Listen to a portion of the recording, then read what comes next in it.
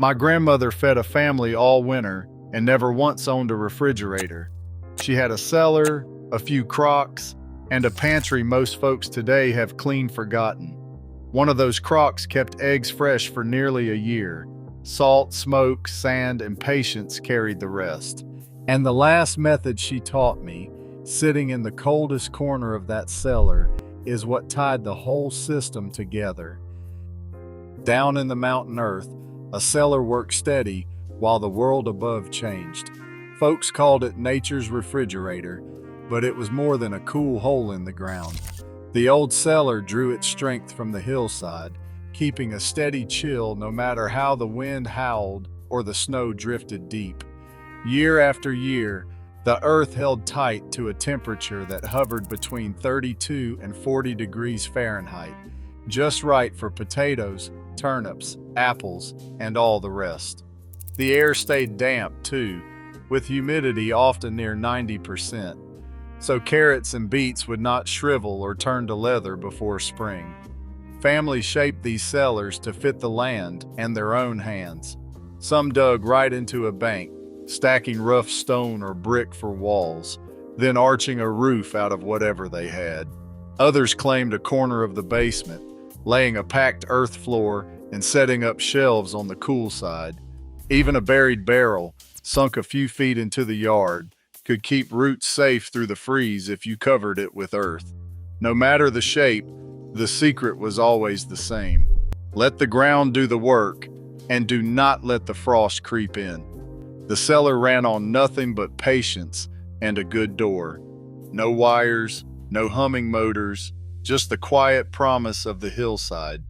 For generations, this was the pantry's backbone. But when grocery stores came to every valley and refrigerators found their way into kitchens, the old knowledge slipped away. Food could be bought fresh any day, and the teaching chain broke, almost without a sound. Yet in those cellars, the memory of thrift and careful keeping still lingers.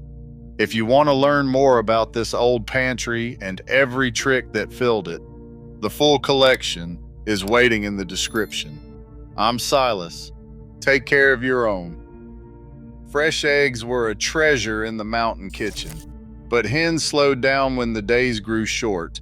To keep eggs through the lean months, folks turned to the crock and a trick called water glassing. The instructions were simple but exact. Gather eggs straight from the nest, unwashed, with the bloom still shining on the shell.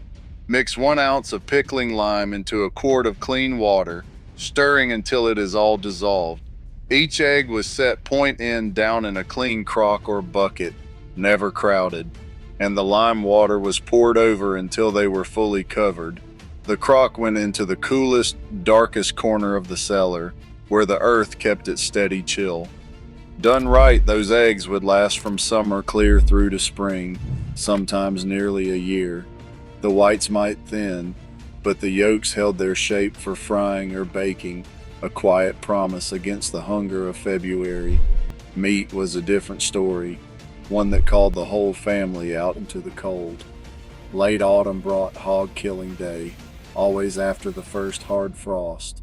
Neighbors gathered, sleeves rolled, everyone with a job, scalding, scraping, cutting, salting.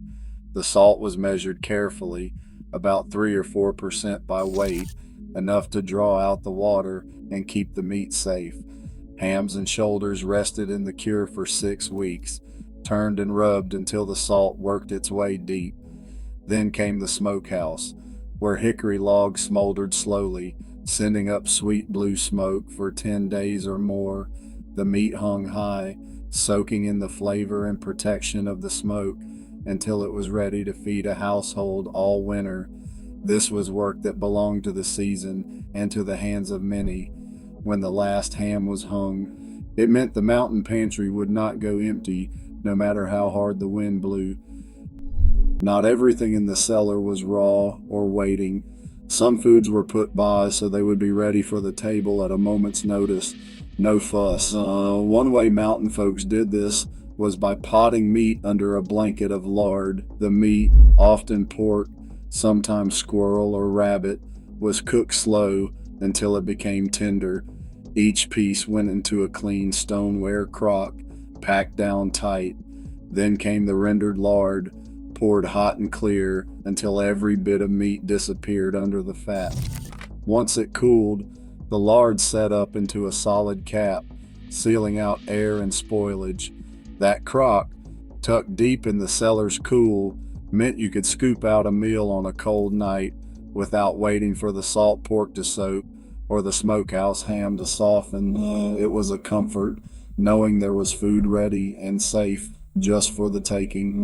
The same careful hands turned to roots, carrots, beets, turnips, parsnips, each one cured for a week or two in a warm, dry spot so small wounds would heal.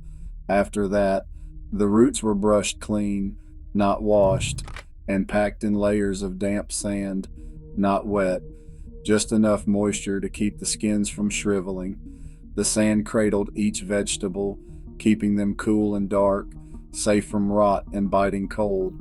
Pull out a carrot in February, and it would snap just like it did in October.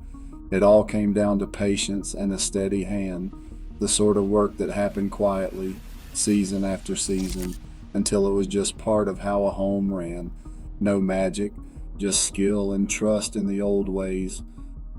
When the garden ran wild in late summer, folks set to work saving what they could for the cold days ahead.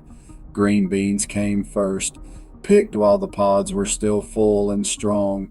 Each bean got threaded with a needle onto long strings, sometimes 3 feet or more, until the kitchen rafters hung heavy with what folks called leather breeches.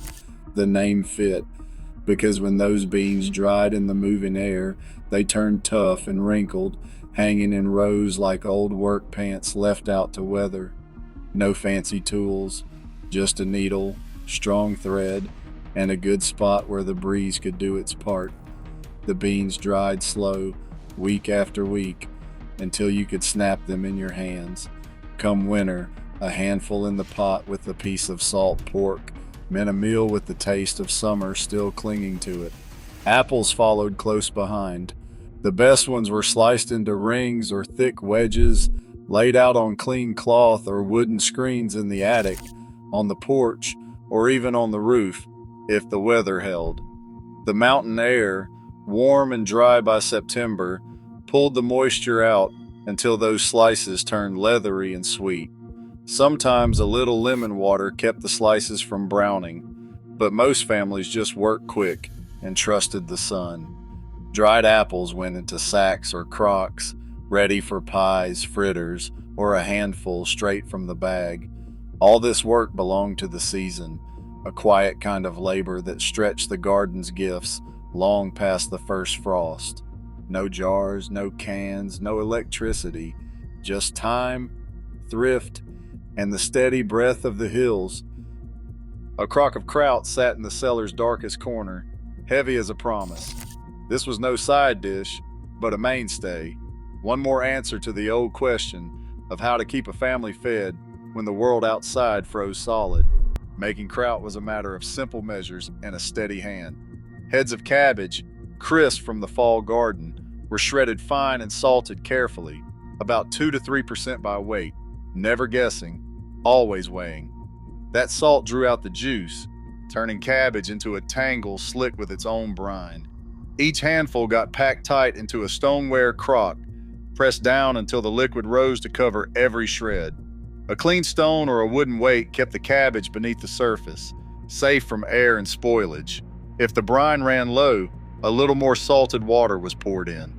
The crock was covered, then left alone in the cool dark, where the cellar kept its quiet watch. Fermentation worked best when the air hovered between 48 and 55 degrees, a range the earth could hold steady, even as the wind howled outside. 3 weeks passed, sometimes 6 weeks, before the kraut was ready. All the while, the crock would whisper and gurgle, letting off the gas of slow, living change. Families checked it now and then, listening for that sound, reassured by the small signs that food was still being made, even in the heart of winter. The kraut crock didn't just hold cabbage, it proved that a home could make its own luck, using salt, patience, and the steady cool of the earth. No wires, No machines, just the old ways at work, tying every other method together into a pantry that needed nothing but care and time. These old ways still rest quiet under the hills, though most folks pass by. As seasons turn uncertain and shelves run thin, the knowledge waits, plain as a root cellar door. There is more in the full collection below. I'm Silas. Take care of your own.